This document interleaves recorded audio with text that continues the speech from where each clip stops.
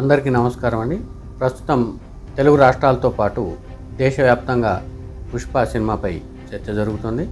అయితే ఈ సినిమాకు సంబంధించి పబ్లిక్ టాక్ ఎలా ఉన్నా రాజకీయ వర్గాల్లో, ముఖ్యంగా ఏపీ రాజకీయ వర్గాల్లో ఈ సినిమాలో ఉన్న డైలాగులకు సంబంధించి అటు ఫ్యాన్స్ మధ్య, కొన్ని పార్టీల కార్యకర్తల మధ్య సోషల్ మీడియాలో కూడా వార్ జరుగుతుంది. వాస్తవానికి సినిమాలో ఉన్న డైలాగులకి ఈ సినిమాలో కొన్ని డైలాగులు ఉన్నాయని చెప్తూ బయట జరిగే ప్రచారానికి అసలు సంబంధం లేదు.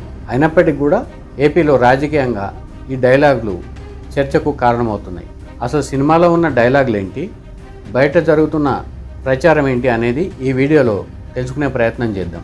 మొత్తంగా చెప్పాలంటే పుష్ప 2 సినిమాలో 7 అంశాలపై రాజకీయ వర్గాల్లో చర్చ జరుగుతుందని మనం చెప్పవచ్చు. అందులో 6 డైలాగులు సినిమాలో ఉన్నాయని చెప్తుండగా మరొక ముఖ్యమైన అంశాన్ని అసలు తెర మీదకి తీసుకురాకుండా మరో రకమైన చర్చ జరుగుతుంది.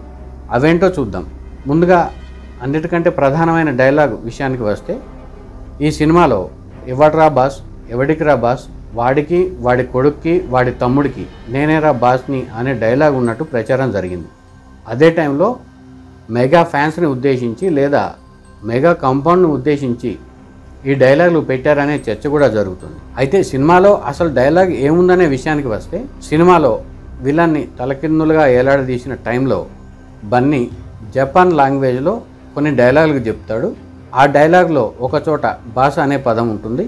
అయితే ఆ డైలాగులు ఎగ్జాక్ట్గా చూస్తే కనుక ఎవర్రా బాస్, ఎవడికిరా బాస్ అనే పదంతో పాటు నీ బాస్ హిరోషి కనిపిస్తాడు. తలకిందులుగా చూస్తే నీ బాస్కే బాస్ కనిపిస్తాడు. నీకు నేనేరా బాస్, భూగోళంలో యాడున్నా సరే తగ్గేదేలే అనే డైలాగ్ సినిమాలో ఉంటుంది. దీన్ని సోషల్ మీడియాలో మరో రకంగా ప్రచారం చేస్తున్నారు.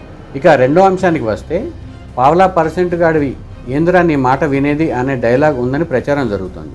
వాస్తవానికి పావలా అనే పదమే లేదు, వాటా అనే పదం ఉంది. ఈ వాటా అనే పదం కూడా పుష్ప 1లో ఎర్రచందనాన్ని ట్రాన్స్పోర్ట్ చేసే విషయంలో కమిషన్ తీసుకునేందుకు పుష్ప నిరాకరిస్తాడు. అదే టైంలో తనకు వచ్చే డబ్బు తగ్గుతున్నప్పటికీ వాటా అడుగుతాడు.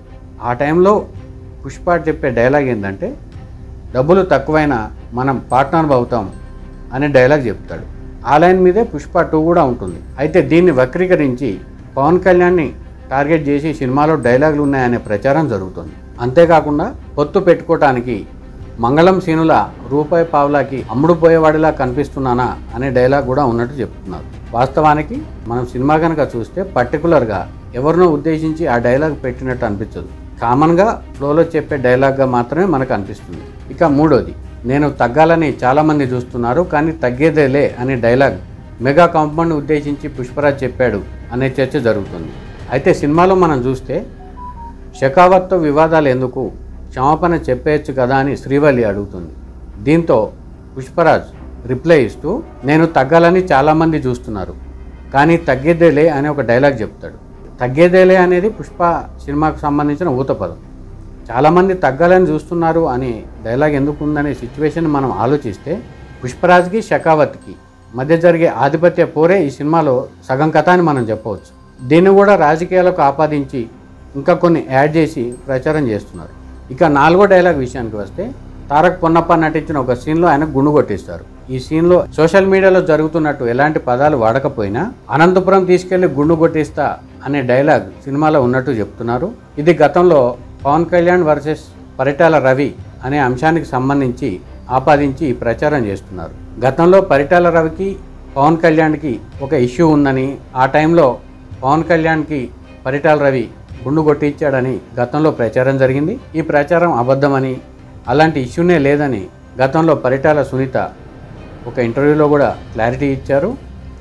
పవన్ కళ్యాణ్ కూడా ఇండైరెక్ట్గా దీనిపై క్లారిటీ ఇచ్చారు. అయినా కూడా ఆ ప్రచారానికి మాత్రం తెరపడటం లేదు. తాజాగా పుష్ప సినిమాను అడ్డం పెట్టుకొని ఈ ప్రచారం మరోసారి జరిగిందని చెప్పవచ్చు. ఇక 5వ అంశం విషయానికి వస్తే, నా స్నేహితుడి కోసం నేను వస్తాను, ఎవరు అడ్డు చెప్పినా, నువ్వు అడ్డు చెప్పినా, నీ బాబు అడ్డు చెప్పినా, నీ బాబాయ్ అడ్డు చెప్పినా నన్నేం పీకలేవు అనే ఒక డైలాగ్ ఉందని ప్రచారం జరుగుతుంది.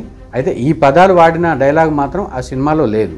అయితే ఎర్రచందనం స్మగ్లర్లను పోలీసులు అరెస్టు చేసిన టైంలో వాళ్లను కాపాడేందుకు, అంటే వాళ్లను విడిపించేందుకు పుష్పరాజ్ పోలీస్ స్టేషన్కు వెళ్తాడు. అక్కడ కేశవ్ని కాపాడేందుకు తాను ప్రయత్నిస్తాడు. ఆ టైంలో ఉన్న డైలాగ్ అది. ఆ సీన్లో కూడా ఉన్న డైలాగ్ ఎగ్జాక్ట్గా మనం చెప్పాలంటే, నా వాళ్ళ కోసం నేను ఎంత దూరమైనా వెళ్తా అని చెప్తాడు. అయితే ఆ డైలాగ్కి కొన్ని యాడ్ చేసి నా వాళ్ళ కోసం, స్నేహితుల కోసం ఎంత దూరమైనా వెళ్తాను అని పక్కన ఇంకా కొన్ని పదాలు యాడ్ చేసి ప్రచారం చేస్తున్నారు. దీనికి బ్యాక్గ్రౌండ్ స్టోరీ కూడా ఒకటి క్రియేట్ చేశారు. గత ఎలక్షన్స్ టైంలో అల్లు అర్జున్ తన స్నేహితుడైన శిల్పా రవిచంద్ర కిషోర్ రెడ్డికి అనుకూలంగా ప్రచారం చేశారు. ఆయన వైసీపీ అభ్యర్థి. అయితే జనసేన, టీడీపీ, బీజేపీ కలిసి ఒక కూటమిగా పోటీ చేస్తున్న టైంలో అల్లు అర్జున్ వెళ్ళి వైసీపీ అభ్యర్థికి అనుకూలంగా ప్రచారం చేయటం ఏంటనే ప్రశ్న అప్పట్లోనే వచ్చింది. ఆ తర్వాత దీనిపై అల్లు అర్జున్ క్లారిటీ కూడా ఇచ్చారు. తనకు శిల్పా రవిచంద్ర కిషోర్ రెడ్డి స్నేహితుడని, తన స్నేహితుడు పిలిస్తే తాను వెళ్ళాలని, ఇతర ఉద్దేశాలు తనకు లేవని క్లారిటీ కూడా ఇచ్చారు. అయితే పుష్ప 2 సినిమాలో ఉన్న డైలాగ్కి కొన్ని యాడ్ చేసి అప్పుడు జరిగిన అంశాన్ని కూడా కలిపి ఇప్పుడు ప్రచారం చేస్తున్నారు.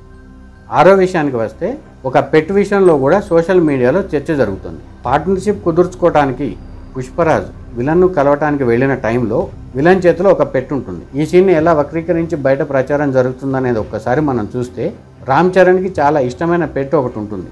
ఆయన గతంలో చాలాసార్లు వాటితో ఫోటోలు దిగారు. సోషల్ మీడియాలో కూడా ఆ ఫోటోలను షేర్ చేశారు. తనకు ఎంతో ఇష్టమైన పెట్స్ అని కూడా ఆయన చెప్పారు. అయితే ఇంచుమించు అలాంటి పెట్టే ఈ సినిమాలో ఆ విలన్ చేతిలో కూడా ఉంటుంది. దాంతో రామ్ చరణ్ని ఉద్దేశించి కూడా ఈ సీన్ పెట్టారు అనే ప్రచారం జరుగుతుంది.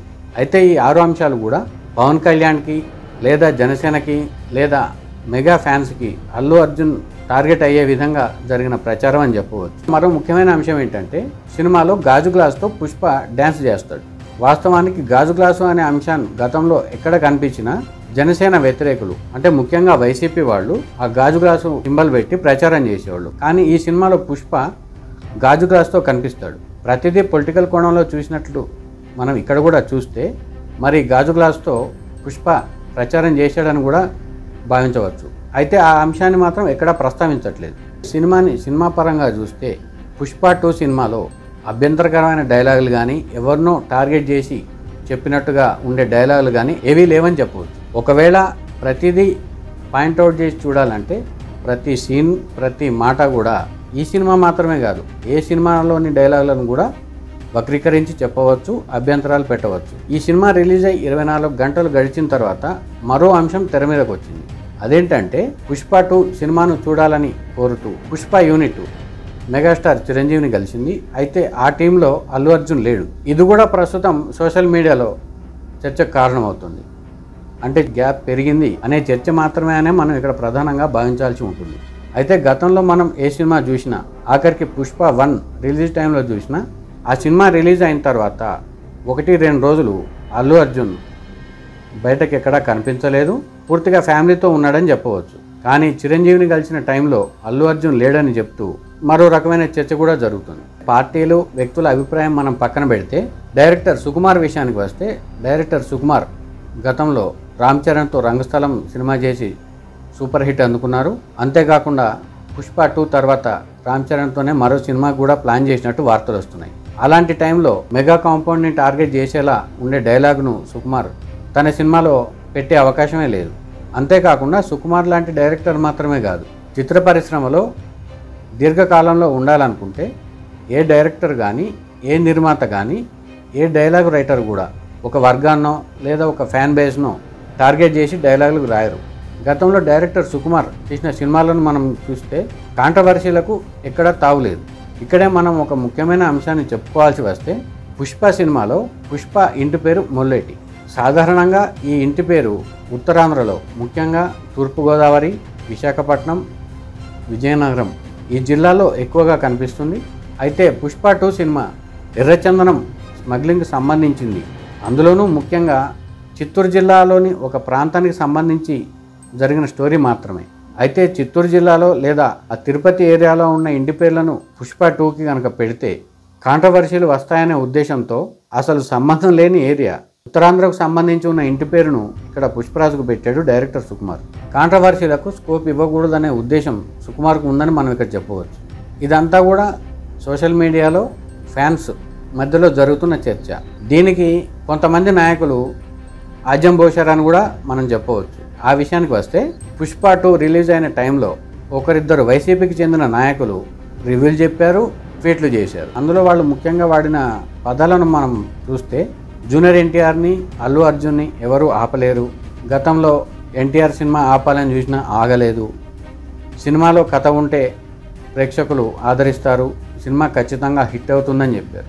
సినిమాల విషయం ఉంటే ఏ సినిమా అయినా హిట్ అవుతుంది. స్టార్ హీరోలకు మాత్రమే పరిమితం కాదు, చిన్న సినిమాలు కూడా హిట్ అందుకున్న సందర్భాలు చాలా ఉన్నాయి. అయితే ఇక్కడ వీళ్ళు కేవలం జూనియర్ ఎన్టీఆర్ని, అల్లు అర్జున్ని ప్రస్తావించారు. అందుకు కారణం కూడా ఉంది. జూనియర్ ఎన్టీఆర్కి టీడీపీ పార్టీకి గ్యాప్ ఉందని, అల్లు అర్జున్కి మెగా కాంపౌండ్కి గ్యాప్ ఉందనే చర్చ జరుగుతున్న ఈ టైంలో ఉద్దేశపూర్వకంగానే ప్రత్యేకంగా వీళ్ళిద్దరి పేర్లు ప్రస్తావించి అటు ఫ్యాన్స్ను రెచ్చగొట్టే యత్నం చేశారని కూడా మనం భావించవచ్చు. మరో అంశాన్ని కూడా రాజకీయ నాయకులు ఉద్దేశపూర్వకంగా కొంత ఎంకరేజ్ చేస్తున్నారని చెప్పవచ్చు. అదేంటంటే పుష్ప 2 సినిమాకి సాయిధరం తేజ్ ఒక్కడే విషయం చెప్పాడని, మెగా కాంపౌండ్ నుంచి ఎవరు విషయం చెప్పలేదని కూడా ప్రస్తావిస్తున్నారు.